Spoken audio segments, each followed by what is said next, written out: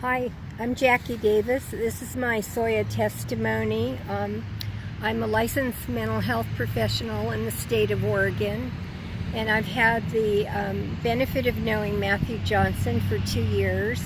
I've now been to SOIA 6 times, and I can truly say that this was the most extraordinary SOIA trip I've taken in all that time.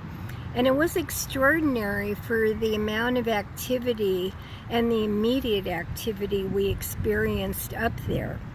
So the first night I was up, even before it was dark at the camp, we heard pops, cracks, noises coming out. I'd never heard that before dark. So it hadn't even been dark yet. And then as soon as we all sat in the living room, facing toward the 12 o'clock position at SOIA, all these lights began to appear. It was just getting dark, and we saw a lot of activity in the bushes with lights and orbs. Particularly what was very unusual was that there was like a rolling fog coming toward us in the chairs. We all witnessed this, of blue and white soft lights, and they came up within 3 to 4 feet of us, right in front of our chairs. It just lit up like Christmas. It was really beautiful. I'd never seen ground lights rolling over the ground and coming up to us. So that was unusual. And then we began to hear activity all the way around us in the whole perimeter. Some of us could see shimmering images. We heard footsteps, very distinct footsteps all around us, and pops and cracks. And then we began to see here and there around the camp, near the tables, near the cars, right in front of our chairs, shimmering images coming directly toward us, tall ones and little ones. And one came right up in front of my chair and was right in front of me, and I could reach out and actually make contact with it, and I felt like electricity going up my arm. And then that night, after we went to bed, there was a lot of walking in the bushes and through the camp, and talking. So we heard a lot of talking all the way around us in the perimeter. And then the next day, we went out and played and spent time with each other. And that night, even before dusk hit, we began to hear a lot of footsteps and a lot of cracks around us. And there were a lot of beings that were really interested in our cars somehow. So they were walking near our cars, and I know there's a big handprint on Mike Kincaid's car. They were very curious about us. They were around the food table.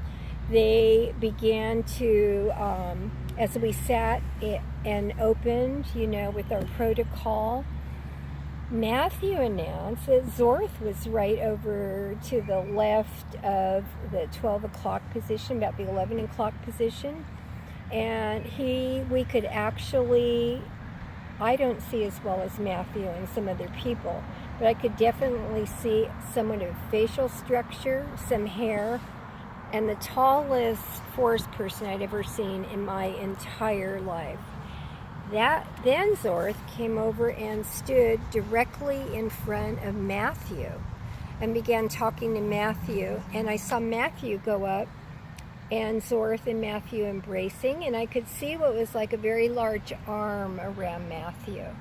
And then he came over and he backed up, and he went against the trees, and all of us in the camp could see some height, huge height, and some activity like that in the trees.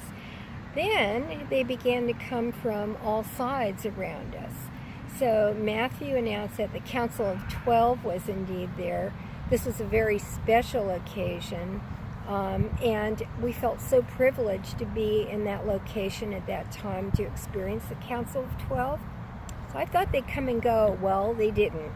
They stayed the entire time around us and began to manifest, some very visually, some in shimmering images, some in energy patterns, and many of us were touched And many of us saw lights in the trees all around us, much more activity that second night.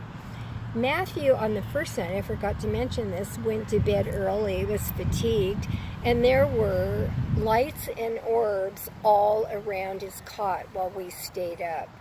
And then the second night, after the Council of 12 arrived, the activity went on the entire night. We all stayed up a little later. Predominantly were that many of us received healings, many of us were touched, many of us heard them walking through camp the entire night, and we heard a lot of conversations around us too. They were more vocal. We heard more tree pops. So in summary, this was the most active SOIA experience I ever had, and it was a privilege and an honor to be there with Matthew and company. Thank you.